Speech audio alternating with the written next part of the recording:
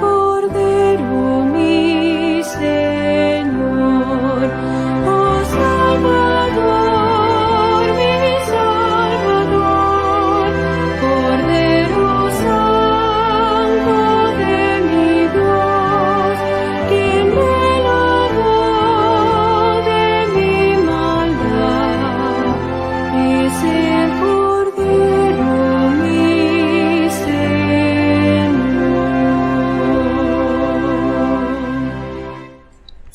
Saludos amigos y amigas, conocidos y por conocer. Un jueves como hoy, en el año 31, hace 1989 años, Jesús vivió el día de más actividad en la última semana de su vida terrenal. Comenzó el día instruyendo a sus discípulos con relación al lugar en donde iban a celebrar la cena de la Pascua. Cuando llegó la tarde de ese día, se sentó en torno a una mesa con sus 12 discípulos. Les profetizó que iba a ser traicionado por uno de ellos. Lavó los pies de sus discípulos, estableció la cena del Señor, hizo una declaración contundente en contra de la jerarquía entre sus discípulos. Salidos del lugar de la cena y camino al monte de los Olivos, entre muchas otras cosas, predijo que sería abandonado por sus discípulos y anticipó la negación de Pedro. Habló también de su resurrección, del nuevo mandamiento, de su segunda venida, de él como el único camino al Padre y de la promesa del Consolador. Cuando llegaron al monte de los Olivos, fueron al lugar conocido como el huerto del Getsemaní. Allí dejó a 8 de sus discípulos y se adelantó más profundamente en el huerto, donde dejó a 3 de los discípulos. Finalmente se fue aparte solo a orar y allí sufrió su más intensa agonía. Algún tiempo después fue tomado prisionero. Tenemos un obsequio muy especial para ti hoy. El libro El Camino a Cristo, una edición especial muy bonita a colores. O el libro Esperanza en medio del caos. Comunícate con nosotros para enviarte uno o el otro. Nos puedes escribir al correo electrónico apocalipsis2731@gmail.com o a través de los medios por los que ves este programa. Si es por Facebook, asegúrate que sea Facebook/Efren Pagán. También te sugerimos que puedas ver el programa de televisión Revelación para Hoy o Apocalipsis Hoy a través de Univisión Puerto Rico, canales 7.1, 9.2, 11.2 o a través de los sistemas de Dish y de DirecTV. Se transmite cada sábado a las 8 de la mañana, un estudio bíblico adicional para ti y tu familia. Te invitamos para que continúes viendo esta serie cada día a las 9 de la noche, de mi casa a tu casa. Dios te bendiga. Saludos, que Dios te bendiga. Qué bueno que nos sintonizas nuevamente. Quien te habla, es tu hermano Jorge Martínez y me acompaña mi esposa Rocío Calderón. Esta noche queremos compartir desde aquí, desde nuestra casa, una porción de la palabra de Dios, tal como aparece registrada en el libro de Mateo, el capítulo número 26, versículo 36. Entonces llegó Jesús con ellos a un lugar que se llama Getsemaní y dijo a sus discípulos: sentaos aquí, entre tanto que voy allí y oro. Con esta palabra en la mente, voy a invitar a mi esposa a que nos dirija con una palabra de oración. Oremos. Padre nuestro que estás en las alturas de los cielos, te agradecemos porque durante estas noches hemos recibido bendición. Ayúdanos a poderte seguir conociendo. En el nombre de Jesús. Amén. Uno de los momentos más difíciles de la vida de Jesús lo encontramos registrado en el libro de Mateo, el capítulo 26, versículo 36 en adelante. Hoy estaremos viendo la razón por la que Jesús estaba en el monte, en el huerto de Getsemaní. En segundo lugar, estaremos viendo la lucha que se desató en el huerto de Getsemaní. Y por último, estaremos viendo el desenlace de este enfrentamiento que hubo en este lugar. El huerto de Getsemaní quedaba al pie del monte de los Olivos. Creo que es importante que conozcamos el significado de Getsemaní, porque tiene mucha relevancia y es un nombre apropiado para esta hora de la vida de Jesús, ya que Getsemaní significa lagar de aceite o prensa de aceite.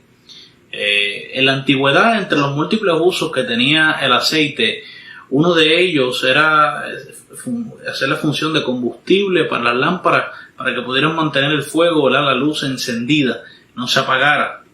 Y precisamente en este momento de la vida de Jesús, él se encontraba allí abasteciéndose de alguna manera, ¿verdad?, en forma espiritual, abasteciéndose de ese aceite que iba a ayudarle a mantener esa luz encendida en el momento más oscuro de su vida. Y es que Jesús se encontraba en oración intensa al Padre que estaba en el cielo. Dicho sea de paso, este era un lugar que Jesús frecuentaba con los discípulos, no era la primera vez que Jesús estaba en este lugar. Pero el versículo 37 sigue diciendo, y tomando a Pedro y a los 2 hijos de Zebedeo, comenzó a entristecerse y angustiarse en gran manera. Jesús entristecido y angustiado. Miren qué diferente el Jesús que nos presenta en este versículo al Jesús que nosotros encontramos en el resto de la Escritura. Jesús era el encargado de llevar bendición a los que estaban tristes. Jesús era el encargado de dar alivio a los que estaban siendo oprimidos, a los que estaban angustiados. Pero ahora, en este contexto, era Jesús el que necesitaba de una mano que lo bendijera, de una mano que le hiciera sentir alivio. Era Él el que necesitaba eso. El Dios hecho hombre ahora necesitaba del apoyo de sus amigos. Es por eso que Él les invita a que le acompañen y a que se mantengan en vela con Él. Jesús fue al Getsemaní para prepararse en oración para un momento muy difícil que le tocaría enfrentar. El versículo número 38 ahora comienza a desarrollar la lucha que Jesús tuvo en este lugar. Y dice el versículo 38, entonces Jesús les dijo, mi alma está muy triste hasta la muerte. Quedaos aquí y velad conmigo. Versículo 39, yendo un poco adelante, se postró sobre su rostro orando y diciendo, Padre mío, si es posible, pase de mí esta copa, pero no sea como yo quiero, sino como tú. En algún momento de la vida de Jesús, Él declaró que su misión era venir a buscar y a salvar lo que se había perdido.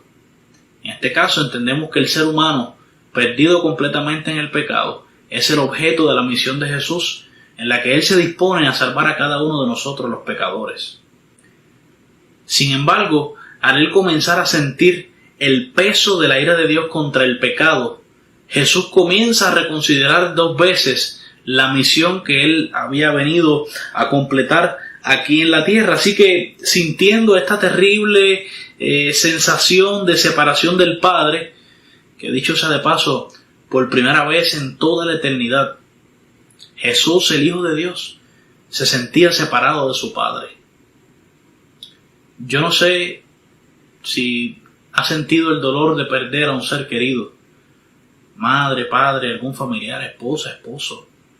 No es mi intención evocar ese momento, pero te aseguro que lo que Jesús comenzó a sentir en este momento superaba el dolor que hubieses tú sentido en la pérdida de algún ser amado. Y es que Jesús había pasado la eternidad. No eran 15 años, no eran 20, 30, 60, 80. Era una eternidad que Jesús había sido uno con el Padre. Ahora por primera vez Jesús comienza a sentir la separación por causa del pecado. No del pecado que Él había cometido, sino del pecado que había cometido la raza humana. Nosotros, el pecado nuestro. Inclusive los pecados que todavía no se habían cometido, pero que los hijos de Dios se habrían de arrepentir, Jesús lo estaba cargando sobre sus hombros. ¡Qué escena tan impresionante! Y en este contexto, Jesús exclama, mi alma está muy triste hasta la muerte. Ahora, este versículo también nos habla a nosotros de una expresión que hace Jesús, pase de mí esta copa. ¿A qué copa se refería Jesús? Bueno, los próximos versículos nos van a ayudar a aclarar esto. Vino luego a sus discípulos y los halló durmiendo, verso 40. Y dijo a Pedro, ¿así que no habéis podido velar conmigo 1 hora? Verso 41, velad y orad para que no entréis en tentación. El espíritu a la verdad está dispuesto, pero la carne es débil. Y el verso 42 dice otra vez, fue y oró por segunda vez diciendo, Padre mío, si no puede pasar de mí esta copa sin que yo la beba, hágase tu voluntad. Ahora Jesús ora por segunda vez y le dice al Padre, Padre, si no es posible que esta copa pase sin que yo la tenga que beber, entonces hágase tu voluntad. Jesús en realidad lo que le estaba diciendo al Padre es, Padre, yo quiero salvar a esta gente. Yo no quiero que ellos se pierdan. Pero si hay alguna manera en la que ellos puedan ser salvos sin que yo tenga que beber la copa de tu ira contra el pecado, si de alguna manera ellos pudieran salvarse sin que yo no tuviera que sentir que me separo de ti, pues que así sea. Pero si no, vamos adelante, completaré la misión. Ahora, habían unas cosas que estaban pasando en la vida de Jesús. Jesús estaba teniendo una lucha en este momento. Sabemos que Jesús había venido para buscar y salvar lo que se había perdido, es decir, la raza humana. Pero la lucha ahora de Jesús era, ¿continúo o aborto la misión que he comenzado? Este era el gran dilema que estaba en la cabeza de Jesús. Esta era la respuesta a la que Jesús tenía que contestar ahora de una vez y por todas. Cristo antes se había determinado que lo iba a hacer, pero ahora comenzaba a experimentar la opresión que ya hemos comentado, la copa de la ira de Dios contra el pecado. Y es esto lo que en algún momento parece que en la mente humana de Jesús le dio la tentación de retroceder. Y yo debo mencionar que en este momento de la vida de Jesús, él muy fácilmente pudo haber tomado la decisión de regresar a su reinado con el Padre. Él pudo haber abortado la misión y aún así el Dios del cielo, el nuestro Creador, hubiese continuado siendo un Dios justo. Jesús no tenía que hacer lo que él estaba haciendo. Él lo estaba haciendo por amor. Él lo estaba haciendo porque le nacía, porque él quería salvarte a ti y a mí. Ahora, habrás escuchado la historia del enfrentamiento que Adán tuvo en el huerto de Edén con Satanás.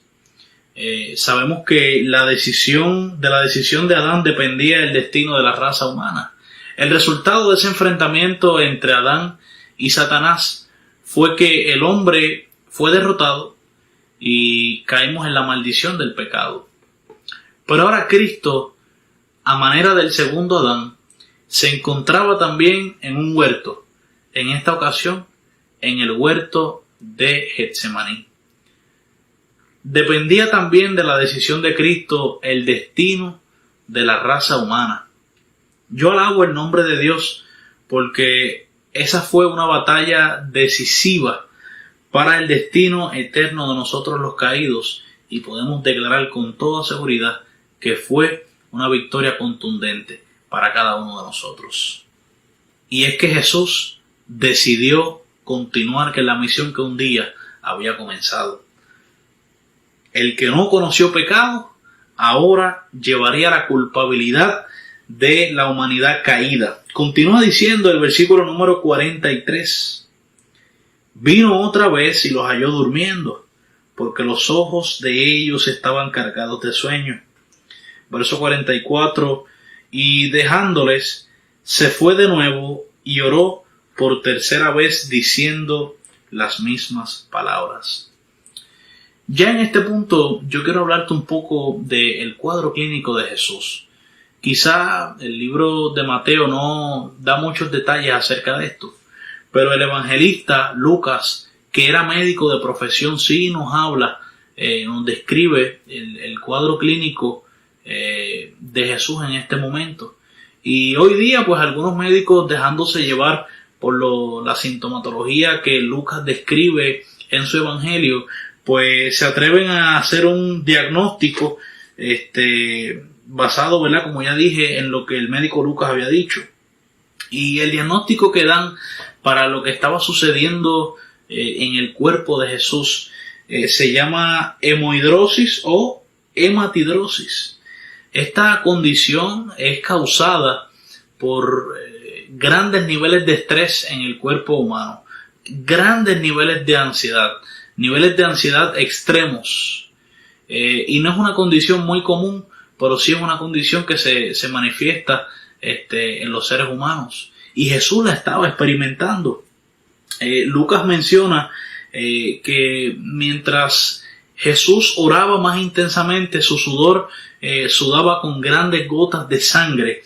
Y pues dicen los médicos, los científicos de hoy, nos hablan de que esta condición es provocada por la alta presión que genera estos altos grados de ansiedad.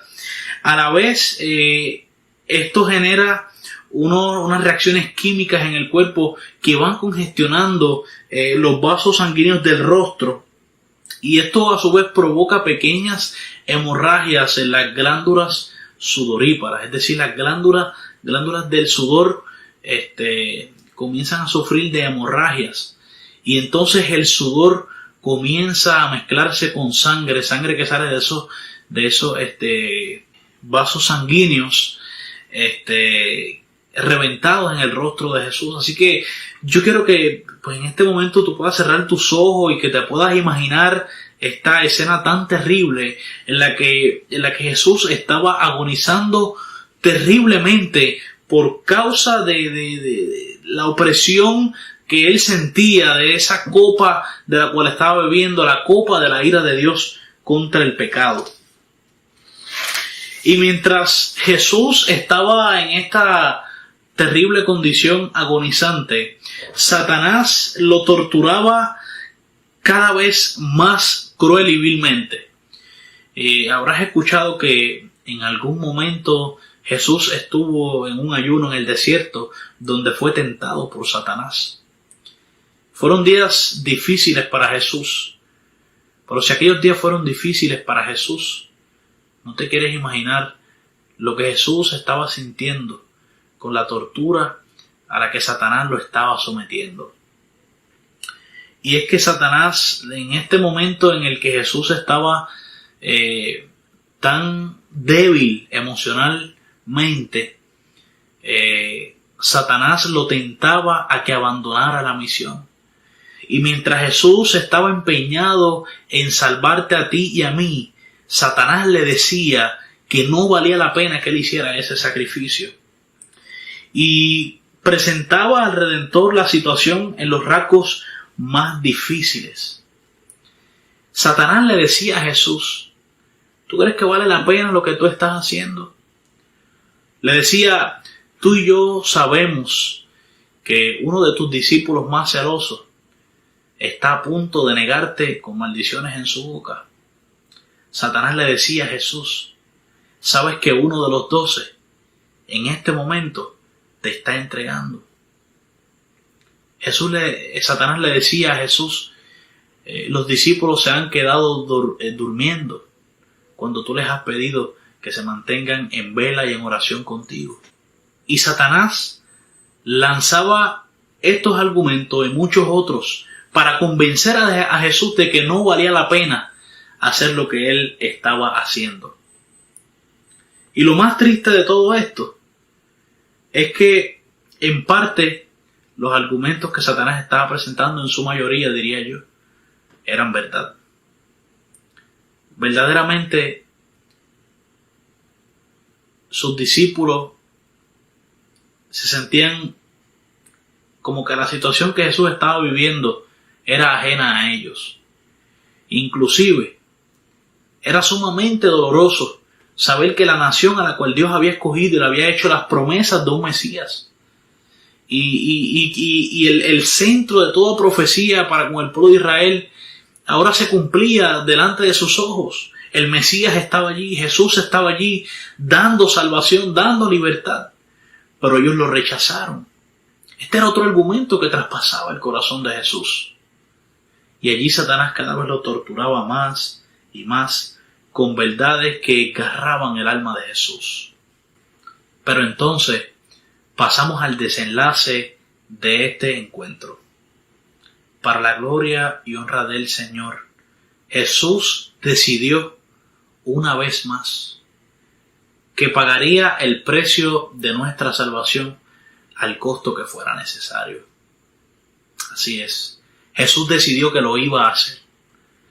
Aunque Satanás le dijo muchas verdades en aquel lugar que dolían, herían y que tentarían a cualquiera a desistir de lo que pensaba hacer, pero Jesús se mantuvo firme.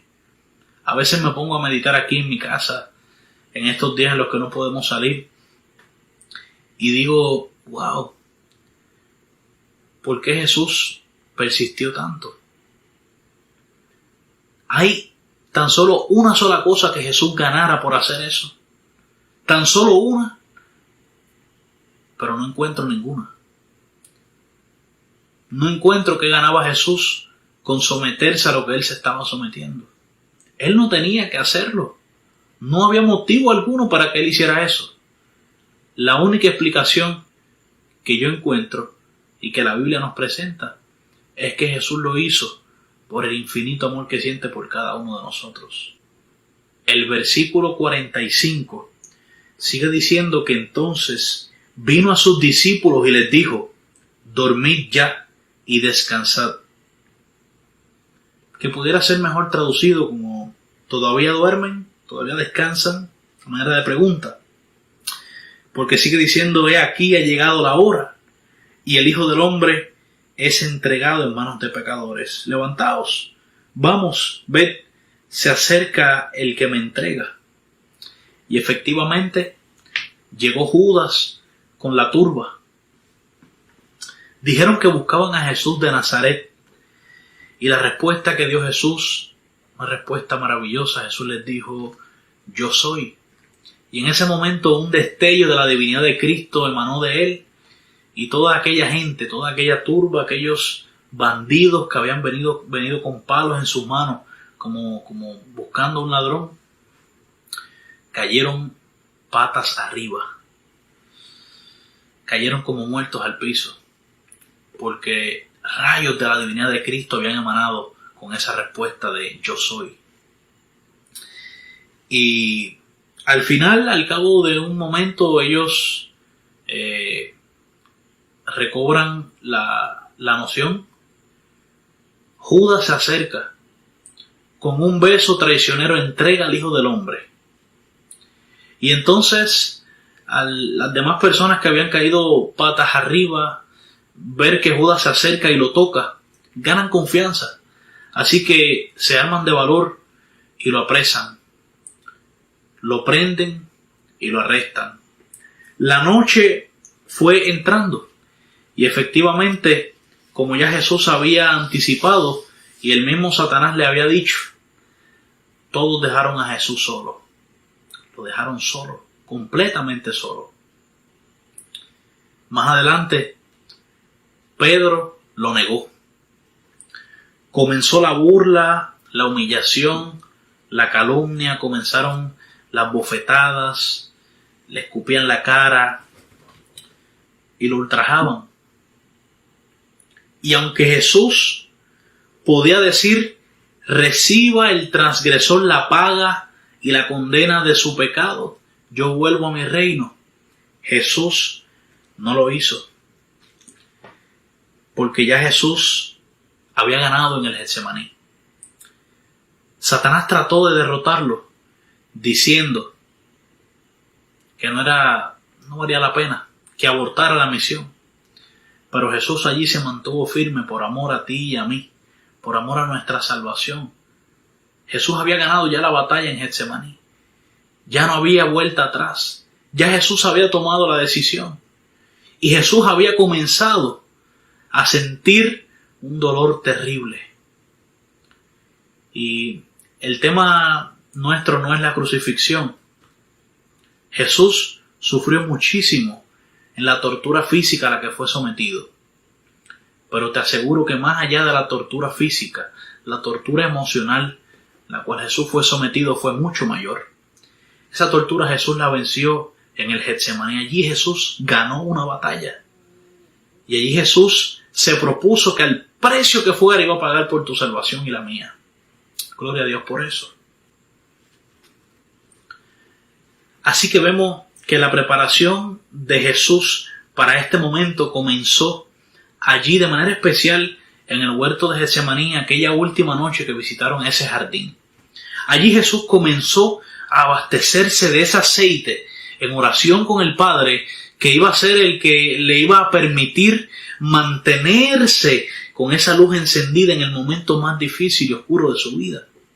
Vemos que después de comenzar a prepararse, entra en una lucha sin precedente, donde Jesús como nunca era tentado a abandonar, era tentado a abortar el plan de la salvación tuya y mía. Pero aún en ese momento tan difícil, Jesús ganó esa batalla, ganó ese enfrentamiento con Satanás y tomó la decisión de completar la ejecución de la misión que él había venido a cumplir en este mundo. Por último, encontramos a un Jesús que decidió pagar el precio de nuestra salvación al costo que fuese. Ahora, Jesús estuvo dispuesto a tomarse el riesgo de ser separado de su Padre para siempre, porque Jesús tuvo la posibilidad de pecar. Si Jesús pecaba, no podía morir por mi pecado, debía morir por el suyo. Así que Jesús se tomó este riesgo. Fue un riesgo real, fue un riesgo genuino. Y ustedes pueden ver cuánto dolor esto le causó a él. Ahora, yo me pregunto, ¿cuánto estamos dispuestos nosotros a entregar para corresponderle a ese amor? ¿Ah? ¿Cuánto estás dispuesto a darle al Señor? Él literalmente, en todo el sentido de la palabra, estuvo dispuesto a dejarlo todo. Todo. Ya basta de las excusas. Ha llegado el momento de verdaderamente corresponder al amor de Dios. El sacrificio que Él hizo fue demasiado grande. No tiene comparación. Así que yo quiero aprovechar esta oportunidad para extenderte una invitación a ti que me estás viendo, a ti que me estás escuchando en este momento, a que le puedas dar a Jesús una oportunidad. Analiza, piensa todo lo que Él hizo por ti y dime si no vale la pena. Jesús desea de todo corazón que te entregues a Él. Yo quiero hacerte ese llamado a ti que me estás escuchando, que dejes todas las excusas a un lado. Jesús estuvo dispuesto a poner a un lado su trono para venir a salvarte. ¿Qué esperas tú? Entrégate. Te invito a orar. Oremos. Amado Padre que estás en el cielo, hoy te damos gracias por darnos la oportunidad de contemplar las grandes luchas que Cristo tuvo que vencer para darnos nuestra salvación. Hoy alabamos tu nombre por eso. Deseamos de todo corazón corresponder al amor que has tenido para con nosotros. Padre, posiblemente hay alguien que me está viendo que todavía no ha tomado la decisión de entregar su vida a ti completamente. Yo te pido que con el poder de tu Espíritu Santo le puedas hacer sentir la urgencia de que ya tome esa decisión. Que ablande su corazón para que poniendo a un lado todas las excusas, para que poniendo a un lado todos los impedimentos, pueda de una vez y por todas entregarse completamente a ti. Hoy esta es mi mayor petición para ti, buen Señor. Gracias por todas tus bendiciones y por tu amor. Así como tú has luchado para darnos salvación, ayúdanos a nosotros a luchar para serte fiel y darnos la victoria, pues te lo pedimos en el nombre de Jesús. Amén.